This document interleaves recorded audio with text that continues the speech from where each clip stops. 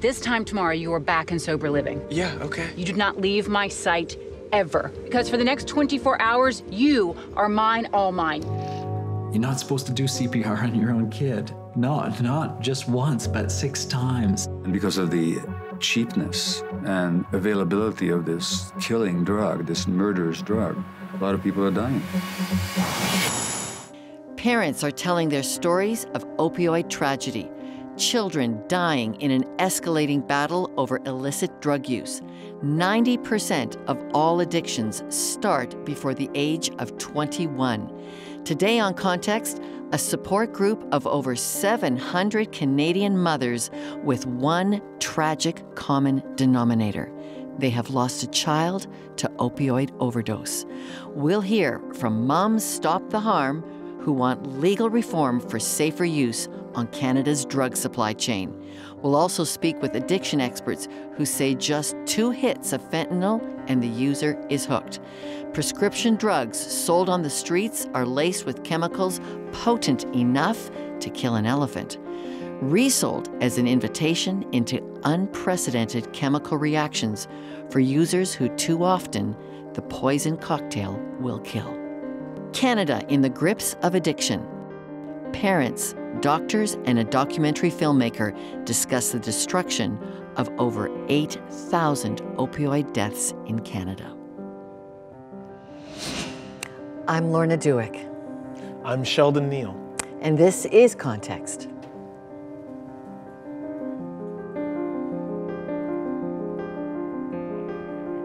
Documentary filmmaker Matthew Embry tells us that the opioid crisis in Canada cannot and must not be ignored. His new documentary film is playing in select theaters across Canada this month. The film explores the human stories behind the opioid epidemic. A group of mothers whose kids are either struggling with addiction or who have overdosed on drugs band together for support and to push for change. 3 of the mothers from Moms Stop the Harm. Rethinking how we treat addiction. The old ways aren't working as well. New methods to treat substance abuse and families caught in the throes of addiction. The likelihood of becoming addicted to an opioid is much stronger than any other substance that we know. And it works in the brain, and it works very, very quickly. It sits in the receptors in the brain that stimulate euphoria, and that's why people use it.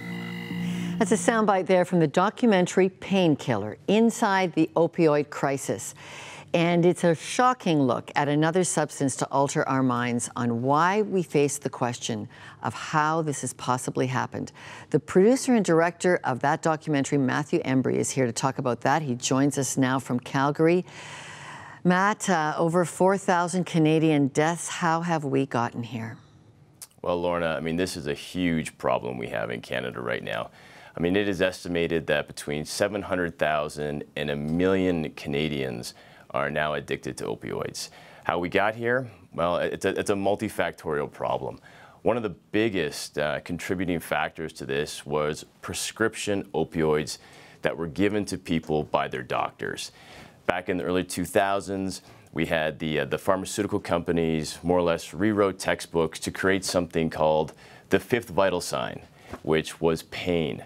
So suddenly we had physicians all across Canada, in the US, prescribing things like Percocet or Oxycontin. And some statistics show that 1 in 5 people will become dependent on an opioid after a 7 to 10 day course. Okay, but now, pain, let's just talk about pain for a moment. You know, as you said, the fifth pillar. What should have been done for pain? There's 2 types of pain we need to talk about here. There's the physical pain, and there's also emotional pain. And emotional pain is a subject that we really as a society need to start talking about. And this likely goes back to certain childhood traumas. That could be physical abuse, sexual abuse, or it could be something as simple as the death of a grandmother or a divorce where we've had a significant childhood trauma that starts to manifest into a long-term emotional pain that people start treating with drugs. So How can it be averted? Like I think about, you know, the letters we've had saying, I need this painkiller, I need this opioid to live a functional life. Don't stigmatize or criminalize my need for pain management. What's the answer there? Well, I mean, the problem is this. When people are addicted to opioids, I mean, coming off them is incredibly challenging.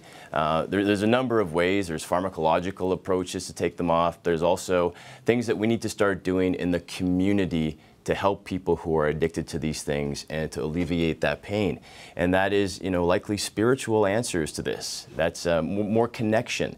It's showing compassion to people around us, for the user and for the community that surrounds that poor person. I think you've called that in the documentary having the public be a harm reduction site. Is that what can you expand on that? So harm reduction sites and safe injection sites are a controversial issue that shouldn't be controversial. I mean, right now across our country, we have thousands of safe consumption sites for alcohol. They're called bars. But when it comes to other drugs like opioids, heroin, all these types of things, we stigmatize these drugs. We make these people go to the streets. They start using drugs that have been tainted, been poisoned, and they die. Whereas we could have safe consumption sites where people could come into, get their drugs tested, make sure they're using safely and they can't overdose. Now, when it comes to changes in our society to make our entire society harm reduction, the word compassion comes to mind. If each of us could just show compassion to the people in your workplace, in your family, in your community, and especially to those people we know are suffering addiction. Matt, what touched me most about your documentary was how incredibly ordinary the Canadian families were in there. We recognize them all. I think we can all think of somebody who's had, in our own circles, who's had opioid addictions. Tell us that how this is, how widespread the need is. I mean, this opioid crisis is huge. Like I mentioned before, between 700,000 and 1 million Canadians are currently addicted. This is not just the people you see on the streets or some of the images we see in the media where you just see a needle and you see someone who's passed away on the streets. This is in the suburbs. This is affecting every community of every race, every demographic, gender. I mean, it is a problem that's an age. It's in all of our backyards and something that we need to wake up to. Okay, thank you, Matt. And yes, we are waking up to the opioid epidemic, and that's what a group of moms are doing. Moms Stop the Harm are more than 700 strong. Leslie McBain is one of the co-founders of the group. She joins me now by Skype from BC, Pender Island. And here in studio with me is Sheila Jennings, who handles the Ontario part of Moms Stop the Harm. Thank you for being with us. Leslie, let's start with you in BC. You lost Jordan to an overdose. Share us a bit about your experience. My son Jordan, when he was a teenager, I'd say middle teenager, he had a lot of friends, and the friends is a close-knit group because we're a small community, and they were going out to the lake and, you know, drinking alcohol and gathering and smoking pot, as teenagers do. We weren't, his dad and I weren't actually very happy about that, not about the friends part, but about pot and alcohol. We had as many talks with him as we could. We, you know, told him that if he ever needed a ride to please call us, which he did. And it went on through high school. And for Jordan, it was escalating. A lot of his friends were more moderate in their, you know, use of substances. But Jordan's kind of escalated. And by the time he was 19, he had graduated high school and he was out on his own working. And he came to us and told us that he felt he was addicted and that he needed help. Let's go now to Ontario. Sheila, Jordan, your son, didn't pass away. And his journey was so different because he was a high health risk young child. Yes, that's right. So I won't be able to share my son's name today. However, yes, the story is a little bit different from one substance using person to another. In my son's case, he was a medically complex child who was administered a lot of pain relief throughout childhood and throughout adolescence. So it didn't really come as a great surprise to me that he joined his friends in using substances. It was probably a comfortable place for him. In terms of why I joined Mom Stop the Harm, I joined in November, a year ago in November, after what I'm gauging is the 7th or 8th overdose that my son experienced. He experienced overdoses in Calgary and also in Ontario. And I want you to, if you can, tell us about how he was found and what Canadians did with him. Right, so there's different experiences that he had with different overdoses. So one of the positive ones was engaging in harm reduction, so using a substance with a close friend and them saving one another. That was one scenario. Another scenario is something that happened to him in Calgary, where he overdosed in a Tim Horton's bathroom and was subsequently dumped in the parking lot. And I have shared this story before, and it still has powerful effect on me. He was saved by a woman who was waiting for a bus, who came over and stayed with him. And that overdose, in particular, his heart stopped. And so he has relayed this to me, starting with "Mom, I died," which of course it's not a death, it's an opioid reversal, but that was his experience of it. And that woman put a note inside his pocket. Inside his jacket. And then he was given that. And he went, this I've learned from him because I wasn't in Alberta at the time, but he then went to hospital, and then he was there for a while, and then he went to detox. A powerful example of one angel being there on time, a mom, another lady. And here you guys are now, you've pulled together over 700 mothers saying, we got to stop this in Canada. Leslie, it's not quite legalization you're asking for. Tell us, there's two things. There's this compassion thing, yes, but you actually want something changed in law. What is it? We do. Two things that we would very much like to see and we advocate for come under the sort of under the heading of supporting and compassionate supporting of people who use drugs. We would like to see the federal government decriminalize people who possess and use illicit drugs for personal use. That in itself does not mean legalizing drugs across the board. It just means that people who use drugs, if they should be stopped by the police for any reason and are in possession of an illicit drug, they will not go to jail. Jail never helped anyone recover from addiction, I might add. The other thing that we advocate for is a safe, regulated, legal supply of opioids. Leslie and Sheila, thank you both for joining me today and having the courage to share your children's stories. This takes the stigma off. It's families like all of ours. Thank you very much. Thank you. Dr. Carrie Wilkins and her colleagues at the Center for Motivation and Change have an alternative that gives families tools to help their loved ones get through addiction. She co-wrote the book Beyond Addiction, How Science and Kindness Help People Change, and she joins me now from New York.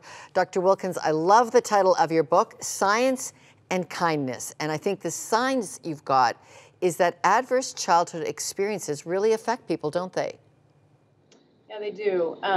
They've done some really wonderful studies showing, I mean, they're painful studies in terms of what the outcomes are, but the more adverse childhood experiences people have, and that includes divorce or loss of a parent, physical abuse, sexual abuse, neglect, those early experiences really do predict a variety of things, including substance use problems down the road and early death and physical problems as well. Okay, but what about people who don't have any apparent childhood trauma? How do you explain their addiction? You know, people use substances because they work in some way. And I mean, if you kind of think about it from a self-medication philosophy of, you know, if I have an anxiety disorder, so I'm anxious in social situations, alcohol may really help me with my anxiety. It makes me feel better in the moment and lets me do things that I wouldn't otherwise do. It's got long-term negative effects, but in that moment, it really works for me. Or maybe I'm depressed and cocaine helps me like feel like my mood is a little bit up, you know, so to help really understand the underlying issues, if you can tackle those underlying issues in addition to dealing with the substance use issues, that's what's really going to help people into long-term recovery. Let's talk about what you describe as the CRAFT method: community, reinforcement, family training. That's your craft. Explain how that works. Well, the traditional methods used to be telling family members there's nothing you can do. You have to let your loved one bottom out. It's their problem. They have to figure it out, right? You're an enabler if you try to help. And the reality is you can really give people a set of skills, and they range from how to reinforce positive change, communication strategies, that really help people become a motivational force in their loved one's life and really helps them learn, how can I support you? How can I create a world where you really want to be sober and can be sober, or change your relationship with substances? And so how can I be a positive? This goes beyond the simple platitudes of let them bottom out, you can't do anything. You're saying you actually can. Yeah, and you can take care of yourself at the same time. I mean, that's part of the strategy, is really being able to take care of yourself. How do you do that? The focus is on families. How? Getting supports, asking for help, learning the skills, learning the communication skills, learning what is reinforcement. Like, how do I reinforce healthy behaviors, and how do I set limits around behaviors that I want to stop, which is the substance using behaviors, right? And how can I make sure I'm not supporting the negative behaviors? I mean, that's typically what they used to call enabling, is you're doing something that's allowing the person to continue using, right? We really help you stop those behaviors, but really engage in positive reinforcing behaviors that are supportive of your loved one changing. Okay, we are going to put this whole link on Science and Kindness that your book and your work discovers there with CRAFT. Thank you, Dr. Wilkins. Thank you for joining us today. Oh, thank you for having me. We'll be right back. Still ahead, a mother's story of leaning on her faith while coping with the loss of her son from an opioid overdose, and the perspective from a father who lost his son and is angry with the way illegal strains of fentanyl and other drugs are getting into Canada.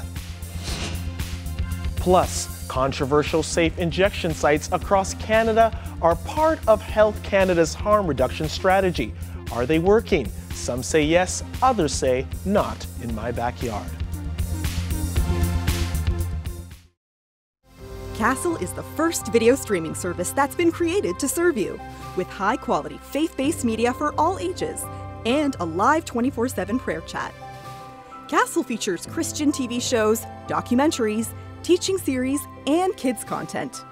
Start your free 30-day trial of Castle and discover this quality Christian resource made for your entertainment and your spiritual growth. Sign up now at intothecastle.com.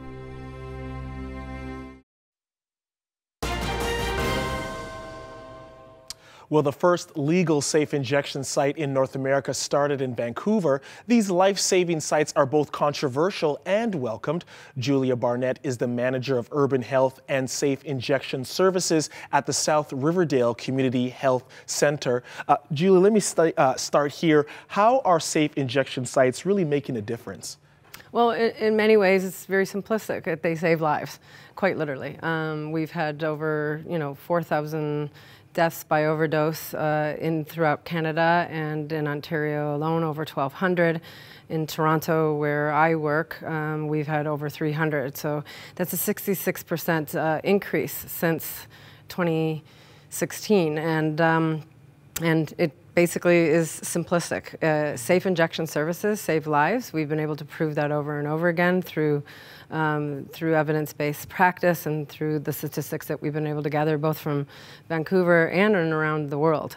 So for us, it's pretty simplistic. And if you say simplistic, what do you say to those who say, well, it's not simplistic to us. I don't want my neighborhood to be the scene of people shooting up, not in my backyard. What do you say to those? I would say that people are shooting up in one's backyard or in one's neighborhood. They may not be as visible, and in certain locations it is possibly more visible, but it's not because of their injection drug use. It may be due to poverty and other barriers that people face. And I would say that do you want people to die in your alleys, in your backyards, or alone in apartments, or would you like to see in your community and within our society a place where people can have access to safety, access to observation, access to referrals and services and supports when there are not other places for people to go? And I would say that, yeah, it is in your backyard, and we need to actually not keep people outside and in a backyard, but in a safe, friendly environment, and that's what we provide at our Safe Injection Services. When we look at the lifespan, the journey of an addict, when is it time for that addict to say, you know what, I need to make use of a safe injection site? Where is that on the timeline of their experience? Well, for us, people who use drugs are not people who were born saying, oh, I want to be a drug addict, but may find themselves using substances, licit or illicit, meaning legal or illegal, and wherever they are in that journey, we want to make sure that people are safe, that they have access to safe equipment, and that they have access to all kinds of referrals and services. So for us, Safe Injection Services provide access to a number of services and supports that people would not get otherwise. So if it's a person who's using for the first time and they don't know how much they should be using, or for someone who's been using for many, many years, we now know in the more recent period that the current illicit or illegal drug trade is poisoned. And as a result of that, we don't know how much, because we don't have access to be able to use the equipment to test those substances that could tell people how poisonous they are. And so for us, making sure that anyone on the spectrum of their use, whether it's a first-time user or whether it's someone who's been using for many years, have access to clean, safe equipment and access to services and support. And we talk about those services and clean equipment. It's stopping the spread of diseases, and you know, something like this opioid crisis in our nation, it's being compared to stuff like the AIDS epidemic. So, you know, the work that you're doing is very valid and very important. Thank you so much for joining us. Okay, thank you. Still ahead, the pain of losing a child to a drug overdose is more than most can imagine. Mom Petra Schultz and Dad John Liberatore tell their heartbreaking stories and how faith is helping them through the darkness.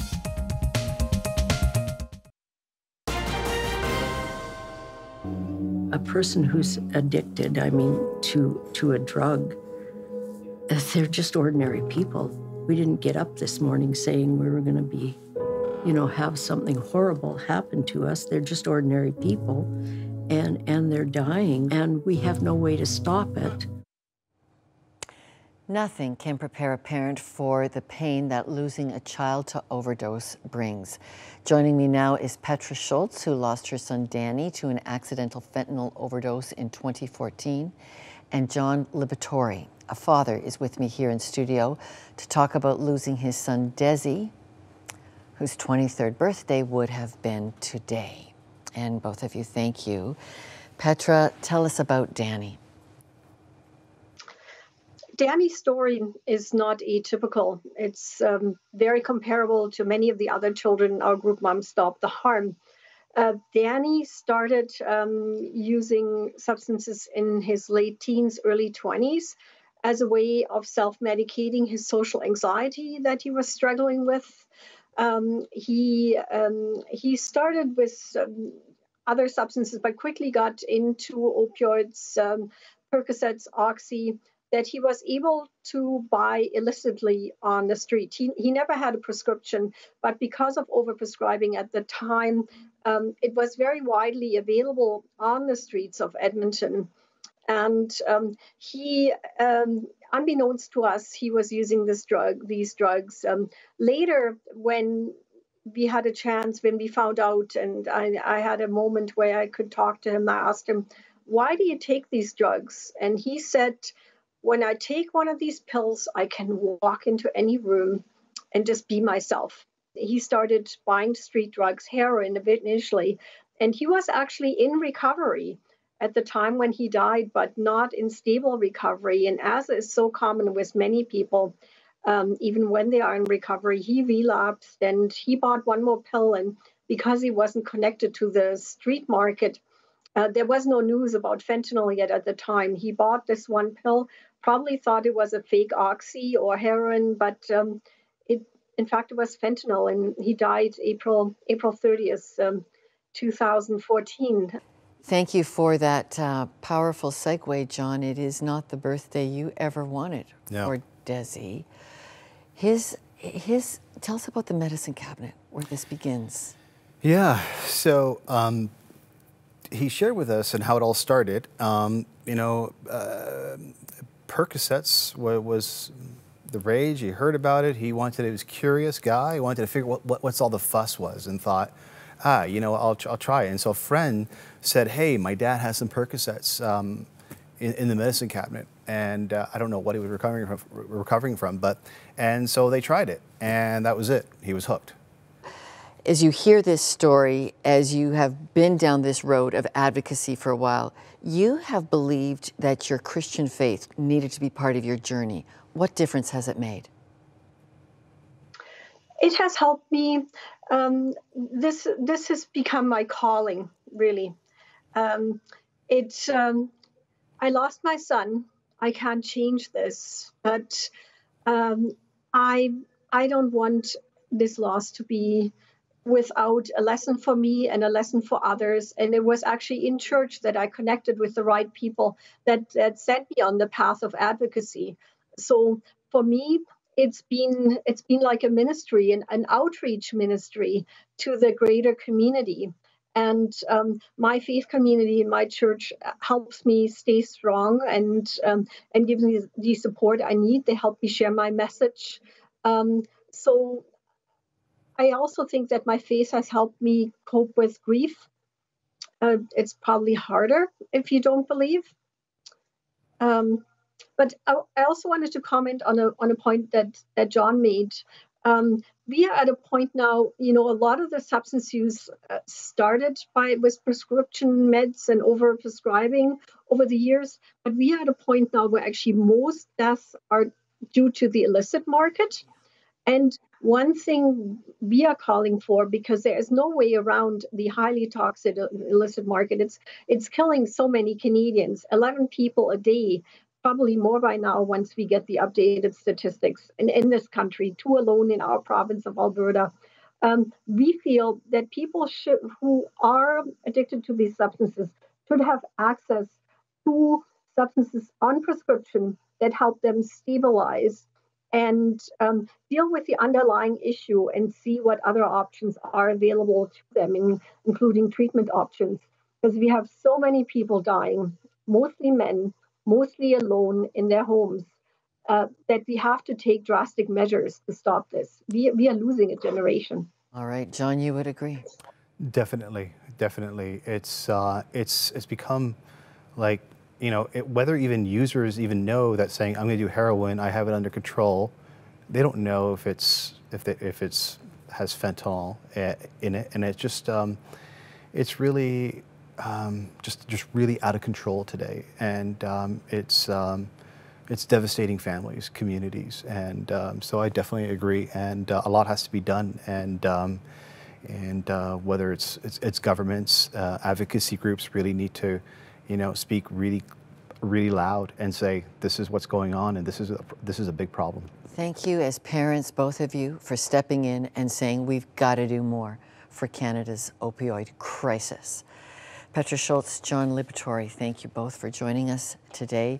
Our hearts and our prayers are with you both, and thank you especially for doing this on a birthday. Thank you. Thank you. Over 700 Canadian parents who have lost a child recently to opioid overdose were represented on today's program. This group, Mothers Stop the Harm, are shouting 2 things through their pain. Get your family educated about how dangerous any drug has become because of street trade or black market tampering.